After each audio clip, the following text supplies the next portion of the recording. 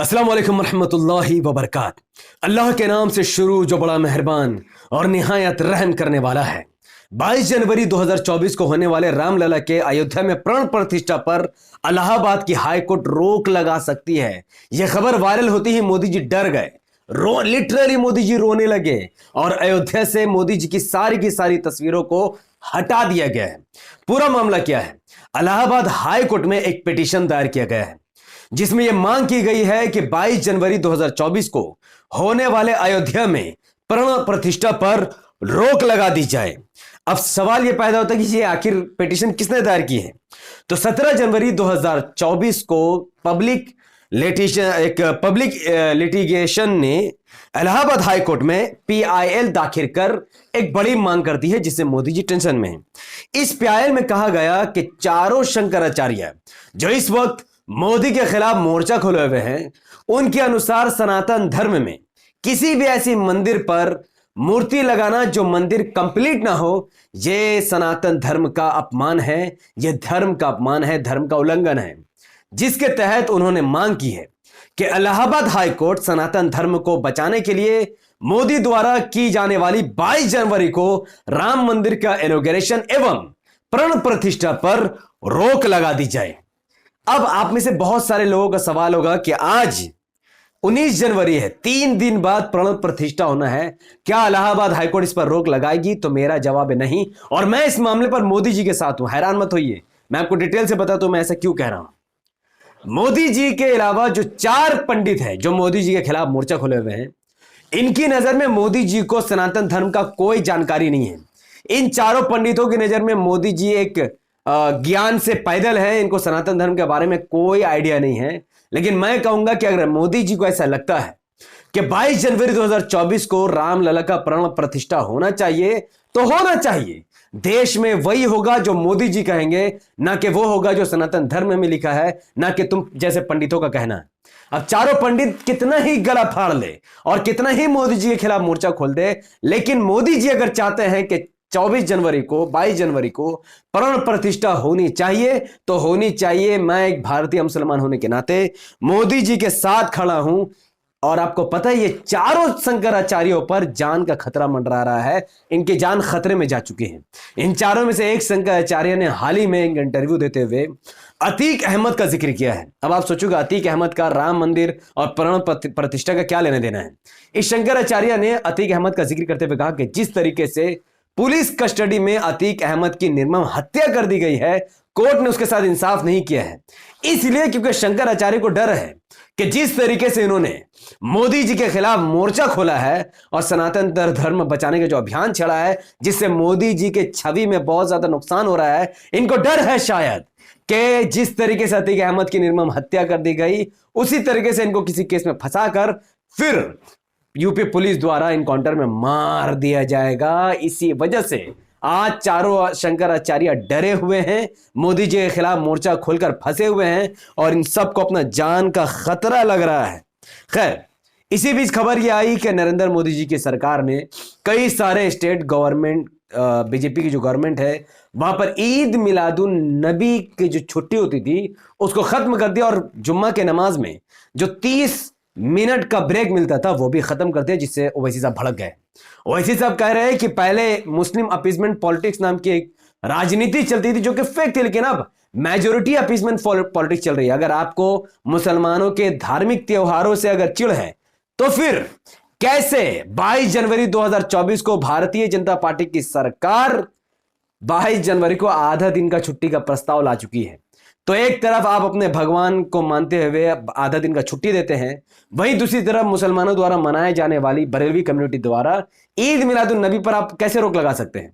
और आप नमाज की पाबंदी को कैसे खत्म कर सकते हैं जो कि 70 साल से चलता आ रहा है? और इस मामले पर सिर्फ ओवैसी साहब अकेला बोल रहे हैं, कोई विपक्षी नेता नहीं बोल रहा है। और जहां तक केजरीवाल की बात है तो वो मोदी जी के समर्थन में उतर चुके हैं। केजरीवाल इस वक्त सुंदरकांड पाठ में बैठे हुए थे और उन्होंने एक सर्कुलर जारी करते हुए कहा है कि पूरे दिल्ली में जब जब विधानसभा क्षेत्र चालू होगा तो सुंदरकांड कराया जाएगा। ये सब कुछ क्यों?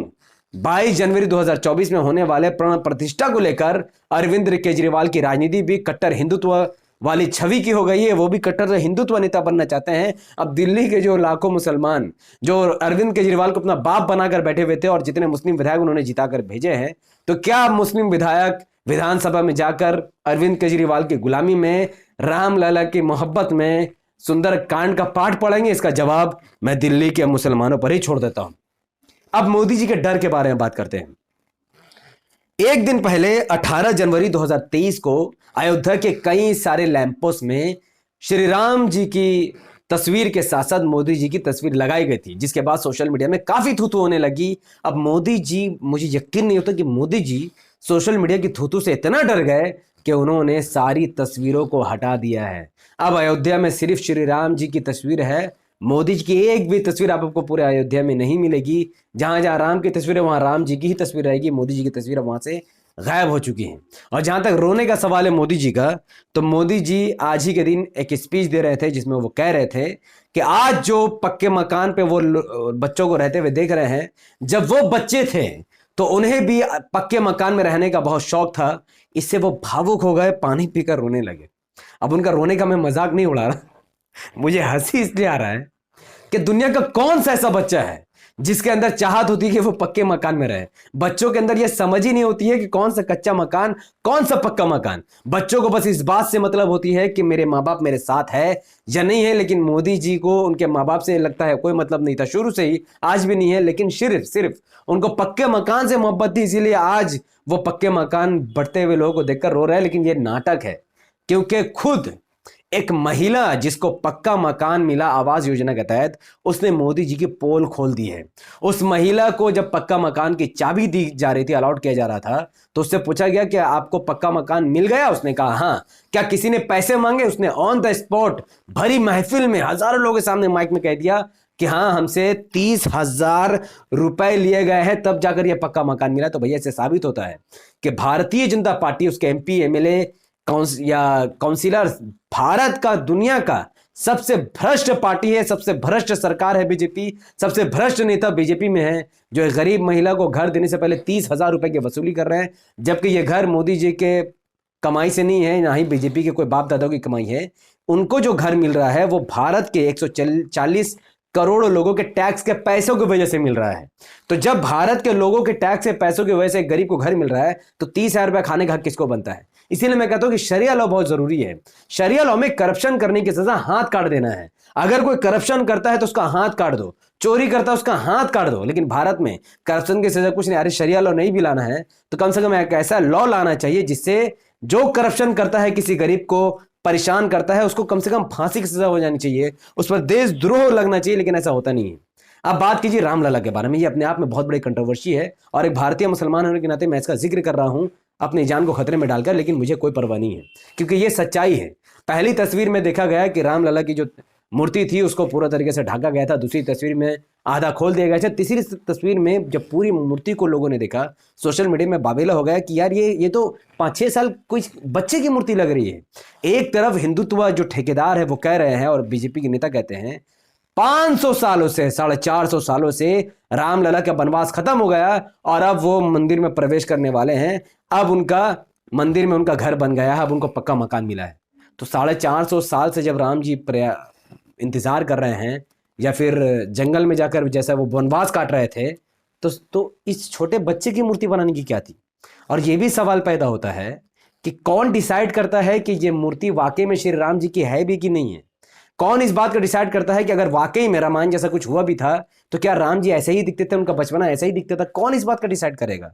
क्योंकि चारों शंकराचार्य को तो आपने बाहर कर दिया है, उनको पूरा इग्नोर, उनकी इंसल्ट कर दिए, तो आपने किससे पूछकर ये मूर्ति बनाई है? तो अफसोस की बात है कि हिंदू धर्म के लोग ही अपने भगवान का अपमान कर रहे हैं ऐसी मूर्तियां बनाकर। इतने सालों का इतिहास है। मैं क्यों बोले भाई आप तो मुसलमान है, आप क्यों बोल रहे हैं उनके बारे में? भैया वो हमारी जमीन है, हमारी जमीन में जबरदस्ती अपने भगवान को बैठाओगे तो मेरा बोलने का राइट है। तो मैं इतना ही पूछ रहा हूं कि किस ग्रंथ को देखकर आपको यह पता चला कि ये श्री राम जी की मूर्ति है? अगर आपको इसका जवाब है प्लीज़ कमेंट पर मुझे बता दीजिएगा, क्योंकि मुझे बहुत क्यूरियोसिटी है जानने की कि आखिर ये मूर्ति राम जी की है या नहीं है। ये कैसे साबित करोगे? बस इतना ही मुझे बता दो। अगर आपको पूछना हो कि अल्लाह को साबित करो, मैं साबित करके इंशाल्लाह बता दूंगा। ओपन डिबेट चैलेंज याद है ना। इस वीडियो को मैं आपसे गुजारिश करूंगा लाखों लोगों तक शेयर कीजिए, इस वीडियो को लाइक कीजिए, इसके लिंक को व्हाट्सएप फेसबुक इंस्टाग्राम पर शेयर कीजिए। अपनी बातों को धड़ धड़ कमेंट पर रखिए कि भैया जिस तरीके से ओवैसी साहब आज भी ईद मिलादुन नबी और जुम्मा की नमाज को लेकर लड़ रहे हैं, बाकी विपक्षी नेता खामोश है, तो क्या आज भी आप 70 साल के जैसा गुलाम बनकर विपक्षी नेताओं का साथ दोगे या ओवैसी साहब के साथ खड़े हो जाओगे? प्लीज़ अपनी बात कमेंट पर जरूर डालिए। हमारे यूट्यूब चैनल द पॉलिटिकल को सब्सक्राइब कीजिए, बिल्कुल को हिट कीजिए। अगर आप सब इस वीडियो को हमारे Facebook channel the political news पर देख रहे थे तो इसे लाइक और फॉलो कीजिए, 5 बड़े ग्रुप में शेयर कीजिए। मुझे अपनी दुआ में याद रखें। बहुत बहुत शुक्रिया। अस्सलाम वालेकुम वरहमतुल्लाहि वबरकात। अल्लाह की सलाम रहमत बरकत अब तमाम भाई और बहनों पर हो। मे अल्लाह भी